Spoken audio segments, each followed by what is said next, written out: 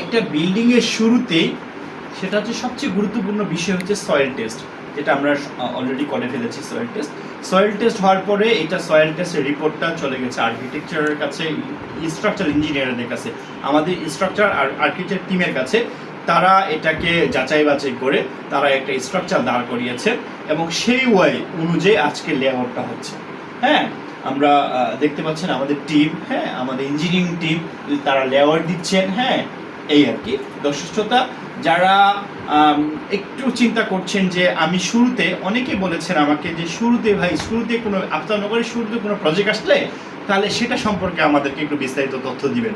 তো আমি আজকে শুরুতে এই জন্য আজকে লেআউট চলছে আমাদের, এই লেআউটে হওয়ার পরেই এরপরে আমরা যে লেআউটের যে পরবর্তী কাজগুলো, অর্থাৎ পাইলিংয়ের হাউস কোথায় করতে হবে সেটা নির্দিষ্ট করে দেওয়া, শেড করা, হ্যাঁ এই কাজগুলো করতে আমাদের মিনিমাম 1 সপ্তাহ সময় লাগবে। 1 সপ্তাহ পরে আমাদের পাইলিংয়ের কাজ শুরু হবে এই প্রজেক্টে। তো যেটা বলেছিলাম যে শুরুতেই এটা 30 মাসের একটা সময় পাবেন আপনারা। আর 1250 স্কোয়ার ফিটের একটা ফ্ল্যাট, 3 বেডরুম 3 বাথরুম, ডাইনিং থাকতেছে, ড্রয়িং থাকতেছে এবং প্রশস্ত 2টি ব্যালকনি থাকতেছে।